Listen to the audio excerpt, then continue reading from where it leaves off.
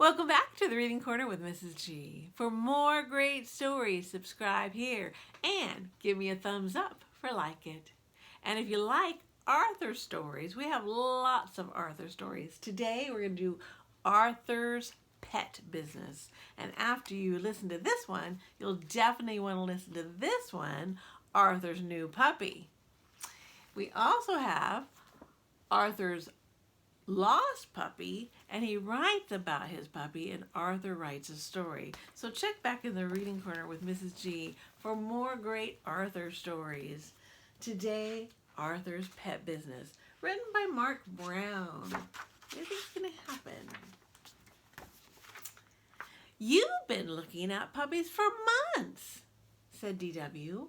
When are you going to ask Mom and Dad if you can have one? I'm waiting for just the right moment, said Arthur. So promise not to say anything. That night at dinner, Father asked, "What's new?" "Arthur wants a puppy," said DW. "Blabbermouth," said Arthur. "A puppy is a big responsibility," said Father. "I can take care of it," said Arthur. "We'll think about it," Mother said. "That means no," explained DW. After dinner, Mother and Father did the dishes. "Can you hear what they're saying?" asked Arthur. "They're worried about the new carpet," whispered DW. Suddenly, the door opened. "We've decided you may have a puppy, if you can take care of it," said Father. "Wow," said Arthur. "But," said Mother, "first you need to show us you're responsible." "How will I ever prove I'm responsible?" asked Arthur. "The best way I know is to get a job," said DW. "Then you can pay back the $7 you owe me." Ka-ching! Went her cash register. Arthur wondered what kind of job he could do. "You can work for my dad at the bank," said Muffy. "He needs some new tellers." "If I were you, I'd get a job at Joe's junkyard crushing old cars," offered Binky Barnes. "Do something that you like," said Francine. That gave Arthur an idea. "I'll take care of other people's pets," said Arthur. "Then Mom and Dad will know I can take care of my own." Arthur and Francine put up signs to advertise his new business. His family helped too. It says, "A good bet for your pet.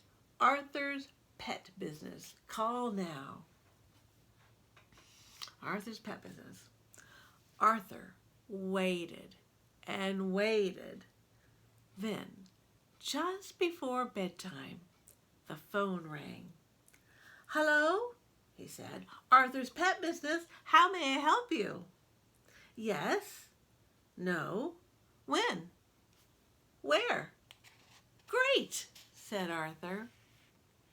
"Hooray! I'm going to watch Mrs. Wood's dog while she's on vacation, and I'll earn $10. "Oh, no," said DW. "Not nasty little Perky?" "Isn't that the dog that mailman calls Jaws?"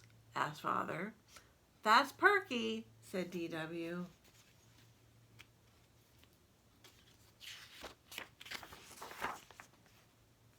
The next morning, Arthur ran all the way to Mrs. Wood's house. "Right on time," said Mrs. Wood. "Grrr," growled Perky. "She hasn't been herself lately," said Mrs. Wood. "I'm worried."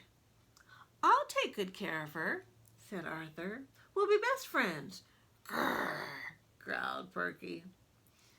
"Here's her schedule and a list of things she doesn't like," said Mrs. Wood. "I'll see you next Sunday." Arthur did his best to make Perky feel at home. Every day he brushed her. He tried to fix her favorite foods. They took lots of long walks, day and night. Perky made sure they had the whole sidewalk to themselves. You look exhausted, said Mother. Maybe taking care of a dog is too much work. Any dog I get will be easier than Perky, said Arthur. Word of Arthur's pet business got around. On Monday, the Macmillans asked Arthur to watch their canary, Sunny.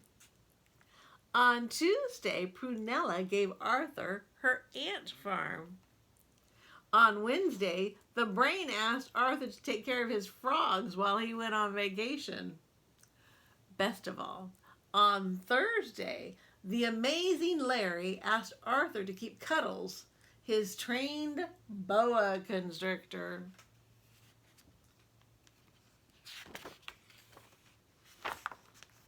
Animals were everywhere until Mother put her foot down.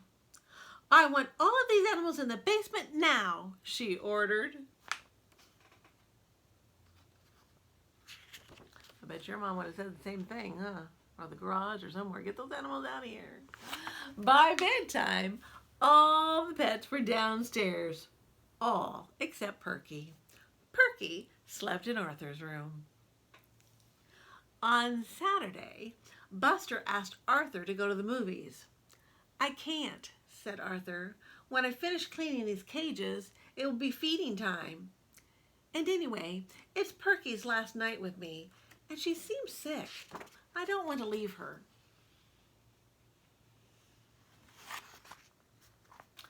Well, I bet you're happy today, said D.W. the next morning.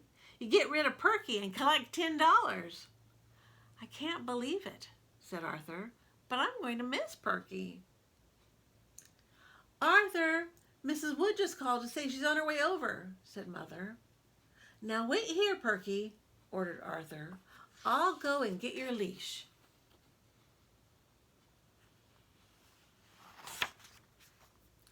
When Arthur went back into the kitchen, Perky was gone. Here, Perky! Perky! Called Arthur. But Perky didn't come. She's not in the basement, called Father. She's not in the backyard, said D.W. She's lost, said Arthur.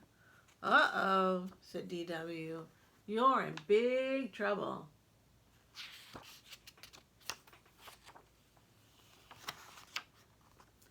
Arthur, Mrs. Wood is here, called Mother.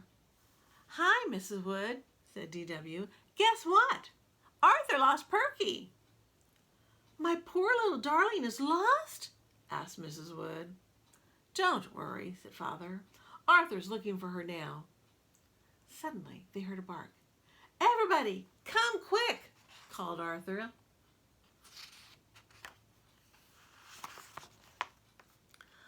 Look, said Arthur. Perky's had puppies. No wonder she's been acting so strange, said Mrs. Wood.